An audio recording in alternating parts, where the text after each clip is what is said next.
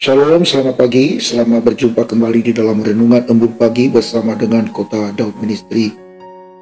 Tema renungan kita pada pagi hari ini adalah Tuhanlah segalanya.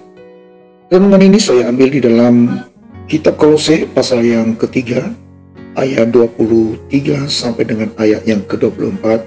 Demikian firman Tuhan. Apapun juga yang kamu perbuat, perbuatlah dengan segenap hatimu seperti untuk Tuhan dan bukan untuk manusia. Kamu tahu bahwa dari Tuhanlah kamu akan menerima bagian yang ditentukan bagimu sebagai upah. Kristus adalah Tuhan dan kamu hambanya.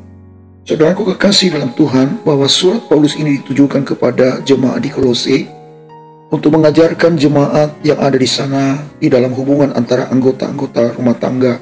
Dan juga dalam nas ini Rasul Paulus menulis surat hubungan Tuhan dengan hamba, yaitu hubungan antara orang yang merdeka dengan orang yang belum merdeka. Namun dalam konteks pada masa kini, tentu penghambaan di dalam perbudakan sudah tidak ada. Namun kita sebagai orang yang percaya bahwa Tuhan kita adalah Kristus dan kita ini adalah hambanya. Dalam masa perbudakan pada masa yang lalu, seorang hamba melakukan apapun ya untuk kepentingan tuannya. Seluruh hidupnya diabadikan untuk tuannya. Apapun kepentingan dirinya harus di bawah kepentingan tuannya dan menjadikan tuannya itu segala-galanya baginya.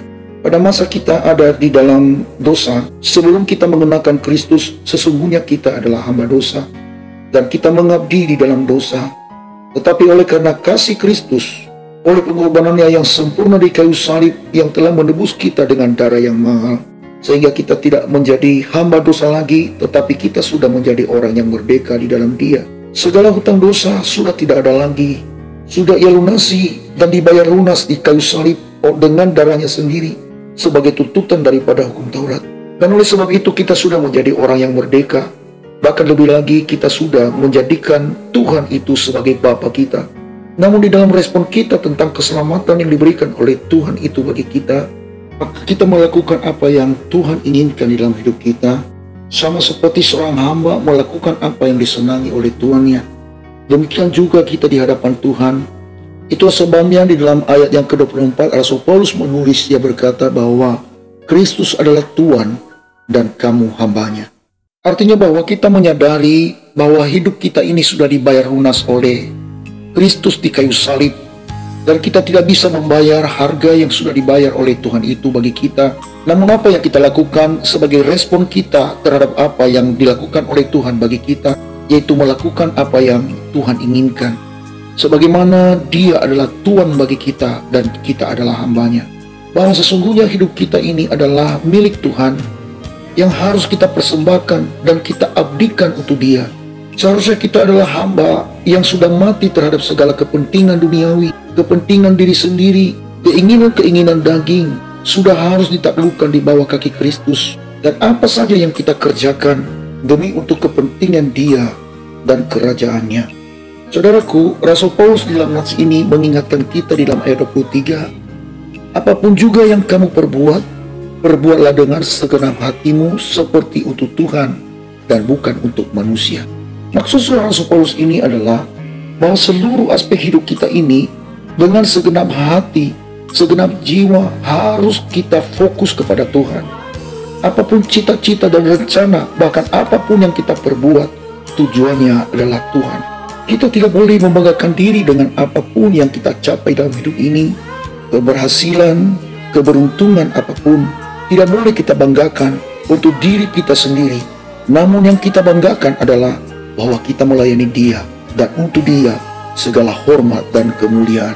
Saudaraku, tidak sedikit orang yang bangga terhadap apa yang sudah ia capai dalam hidup ini. Tidak sedikit orang yang menganggap bahwa semua karena kemampuan dan kehebatannya. Sungguh kalau kita menyadari dalam hidup ini, sesungguhnya kita tidak ada apa-apanya di hadapan Tuhan. Bahkan firman Tuhan yang berkata, kita tidak membawa apa-apa ke dalam dunia ini, dan juga kita tidak membawa apa-apa pada waktu kita pulang kelak. Lalu apa yang kita banggakan? Harusnya tidak ada. Namun yang kita banggakan adalah kita memiliki Tuhan yang luar biasa. Kita ini adalah hamba dan Kristus adalah tuannya. Itulah sebabnya saudaraku, kita harus waspada dalam hidup ini. Kita tidak boleh ceroboh dalam hal apapun, dan kita melakukan segala sesuatu untuk kepentingan Tuhan. dan bukan untuk kepentingan manusia. Nats ini juga mengingatkan kita bahwa apapun yang kita kerjakan di dalam hidup ini harus kita maksimalkan. Kita harus membuat yang terbaik. Kita tidak boleh asal-asalan. Kita juga tidak boleh hitung-hitungan. Namun, kita harus memfokuskan diri bahwa apapun yang kita kerjakan seperti untuk Tuhan. Adakah saya perbuat sesuatu hal yang tidak bermutu di hadapan Tuhan? Tentu tidak mungkin. Kalau fokus kita pada Tuhan, pasti kita akan membuat yang terbaik. Saudaraku, kita harus menyadari bahwa penilaian dalam hidup ini ada dua kemungkinan. Pertama adalah bila orang menilai apa yang kita kerjakan, yaitu penilaian di pihak orang yang menyukai kita, maka apapun kesalahan yang kita perbuat, pasti mereka tutupi. Bisa saja mereka mengatakan, dia juga manusia, tentu tidak luput dari segala kesalahan. Mereka menutupi kelemahan dan kekurangan kita, sekalipun mereka melihat banyak kelemahan dan kekurangan. Namun penilaian kedua adalah di pihak orang yang tidak menyukai kita. Sekalipun engkau membuat yang terbaik dalam hidup ini, namun mereka menilai tetap kurang di mata mereka. Penilaian mereka selalu negatif terhadap kita. Sekalipun engkau membuat yang terbaik, namun mereka selalu berkata, dia melakukan tindakan yang bodoh, atau perkataan-perkataan semacam itu. Itu sebabnya Rasul Paulus mengingatkan kita. Dia berkata bahwa kalau engkau melakukan segala sesuatu, perbuat seperti untuk Tuhan dan bukan untuk manusia. Sebab penilaian manusia itu berbeda-beda. Tetapi kalau fokusmu hanya untuk Tuhan, engkau tidak tergantung lagi penilaian manusia terhadap apa yang engkau perbuat. Tetapi engkau fokus untuk melakukan yang terbaik untuk hormat dan kemuliaan Tuhan.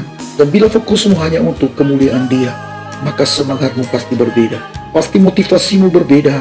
Pasti engkau membuat yang terbaik. Engkau lagi tidak hitung dalam hitung-hitungan, karena upahmu bukan dari manusia, tetapi upahmu dari Bapamu yang memiliki hidupmu dan yang memerintah atasmu.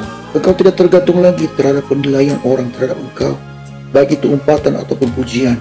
Bukan lagi itu fokusmu, tetapi bagi Dia segala hormat dan kemuliaan. Engkau melayani Dia sebagai Tuhan dan engkau adalah hamba. Yesus berkata, barang siapa yang menjadi terkemuka di antara kamu, ia harus menjadi pelayanmu. Dan barang siapa yang menjadi besar di antaramu, dia harus menjadi hambamu. Saya Pendeta Zaluku di sini. Saya ucapkan selamat pagi, selamat beraktivitas. Tuhan Yesus memberkati kita sekalian. Shalom, Maranatha.